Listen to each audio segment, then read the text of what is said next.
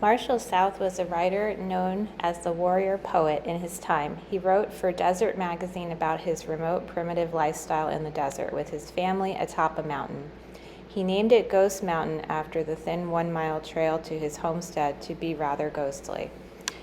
He was born Roy Bennett Richards on February 24, 1889 in the seaside town of Glenelg and grew up nearby on his father's sheep ranch.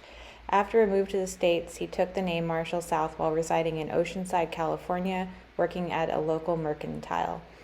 The name is presumably due to his fascination with the Southwest. He went to great lengths to hide his true identity and country of birth in his time. The family themselves were equally secretive. After his divorce from his wife, she declined to discuss her former life with South. It was only decades later that careful research pieced together his story. He built his adobe home complete with a cistern to collect water, corrals for animals, and an outhouse and a sundial. The home now sits in arrested decay, complete with historical objects such as an old bed frame, slowly disintegrating in the harsh desert environment.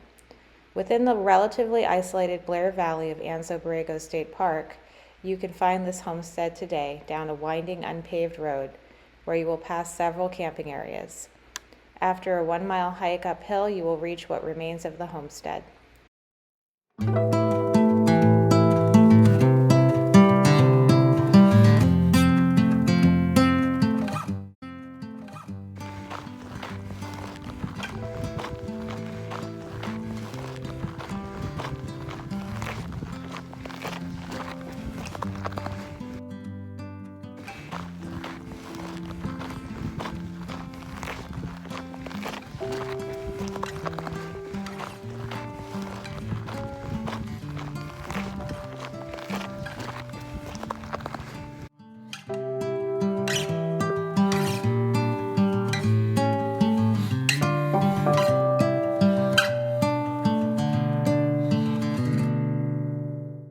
South cared very much about patriotism and our national defense, in a time when many foreign nations were presumed to be a threat to our freedoms. He formed a debate club in Oceanside and gave a speech entitled National Defense and the Fallacy of Disarmament at one of their local meetings. He then went on to participate in the organization of a local rifle club, which would later be associated with the National Rifle Association. He organized a National Defense League and started to take an active leadership role in organizing patriotic individuals to take more active roles in defending our freedom. His poems would be published not only in local publications such as the Oceanside Blade, but the American Magazine and the LA Tribune. As this poet-soldier started to gain national recognition, he would later meet with President Roosevelt to discuss matters of defense.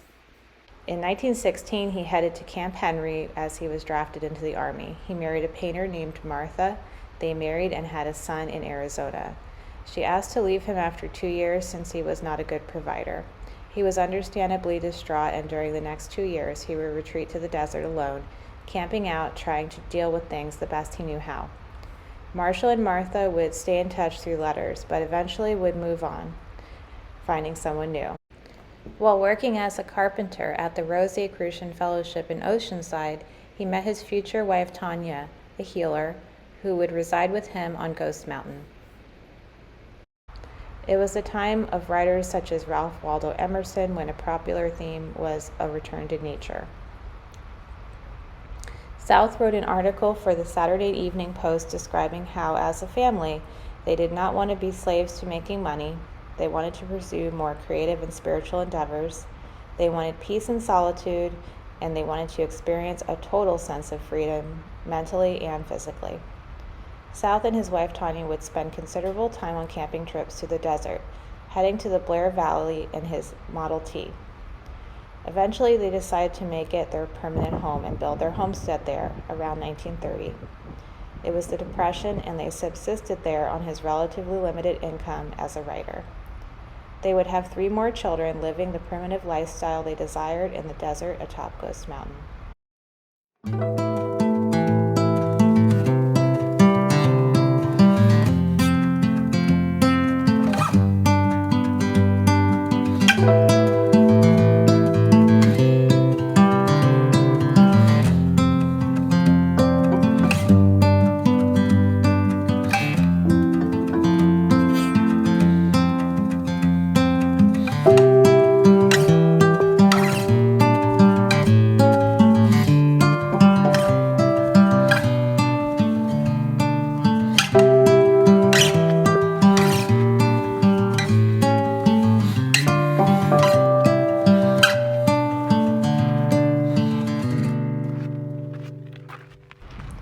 They would name their homestead Yaquitepec after the Yaqui Indians, who were freedom-loving, and Tepec, which means hill.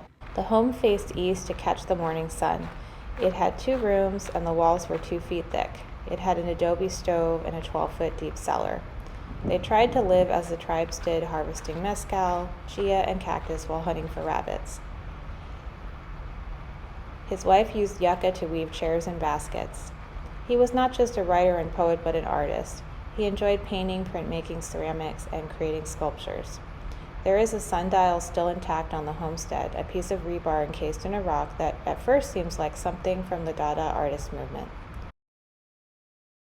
South began first sharing about his remote lifestyle in a column for Desert Magazine in 1938.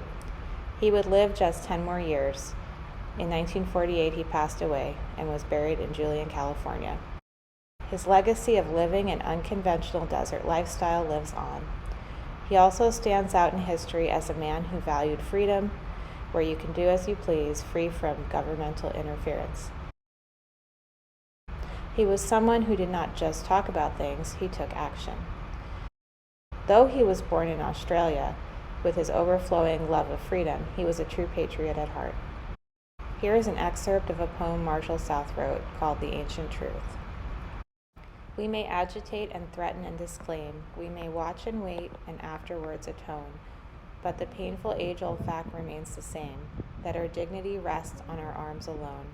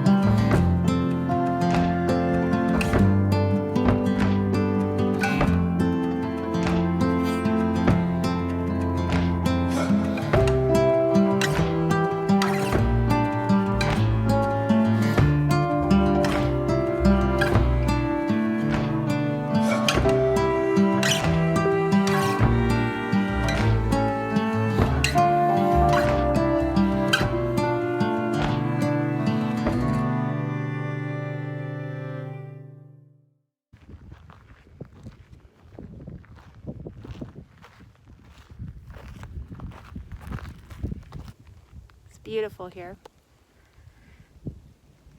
We're in Anza Borrego, and we are at the top of what could be Ghost Mountain. There's not a marker we can find, so we're not sure. Don't know. But All Trails says that that's where we are, so I think that's where we are.